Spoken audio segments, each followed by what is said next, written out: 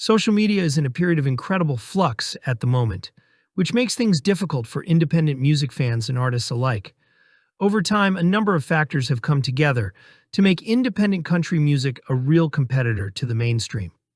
The first and perhaps biggest factor has been access to affordable recording technology.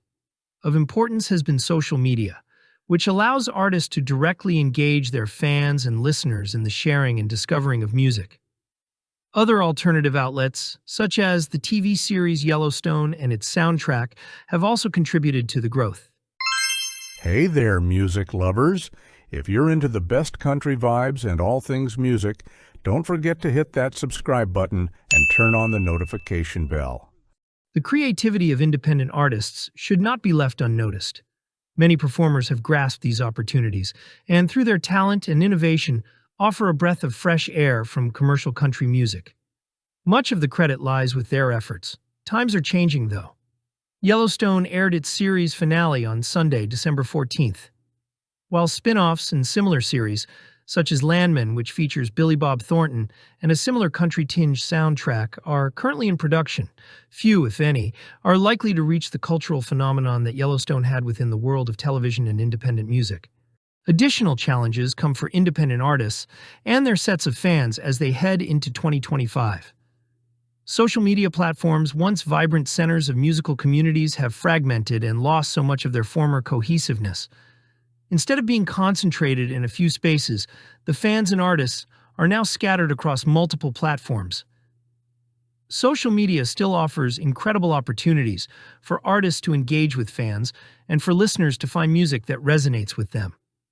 But the kind of widespread impact that once propelled artists like Sturgill Simpson, Tyler Childers, Cody Jinks, and Zach Bryan has become increasingly difficult. This is partly because of a growing sense of political divide and partly because of the uncertain futures of platforms like TikTok. TikTok, with its 170 million users, was one of the most revolutionary recent platforms for discovering new music. But its future is now in jeopardy. Thanks to a recent U.S. law, TikTok was forced to divest from its Chinese ownership or be broadly banned in the United States. Unless a U.S.-based buyer steps forward or the Supreme Court steps in, TikTok will be officially banned on January 19, 2025. Experts think there is only a 50-50 shot it survives.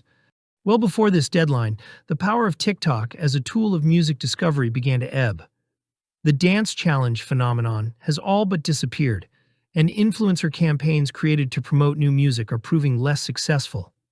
Though some artists continue to find success on the platform, TikTok is losing ground in its role as a music discovery tool. Other regions have already acted against TikTok. Canada has restricted operations, citing concerns over data security. U.S. states like Montana have tried to ban the app, though the efforts are entangled in legal challenges. The moves reflect growing fears over the capability of TikTok to share user data with foreign entities. Meanwhile, TikTok's dominance has forced competitors like Instagram to shift their focus toward viral video content, often at the expense of posts from musicians. Despite this, Instagram is still one of the best platforms for artists to connect with their fans, thanks in part to features such as adding music clips to posts. If TikTok were to just vanish, then Instagram would find itself very well positioned to take over as the #1 platform, not only for music creators but also for fans. Twitter, now X, under the ownership of Elon Musk, has seen equally extreme changes. To some, Musk's reign has been a victory for free speech. To others, Musk's divisive behavior has simply run them off. The site has become hyper-politicized, and many music performers and fans have fled.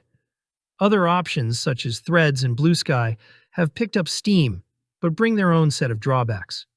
Threads, Instagram's Twitter-like platform, is also popular for musicians, largely because it is connected to Instagram. However, the algorithm of it is more obtuse, and without any following option, real-time post views have to be affected. Blue Sky, an app by ex-CEO of Twitter, Jack Dorsey, does seem similar to Twitter, having managed to attract a firm left-leaning population base thus far, and thereby really narrowing down its prospects in regard to being used as a hub for discussion of music. Seems that with increasing division between these different platforms, nothing goes viral other than political content. Places of musical discovery have also become echo chambers and further silo users from one another based on taste. Fans should also be prepared for life without TikTok. That connectedness to artists on various platforms is crucial. That is the driving force of independent music. It allows for fans to rally around independent artists and promote their work. Social media upheaval may bring new challenges, but the potential for artists and fans to connect remains strong. The ability to stay nimble and embrace new opportunities is the reason independent music will always be a part of an ever-changing digital world.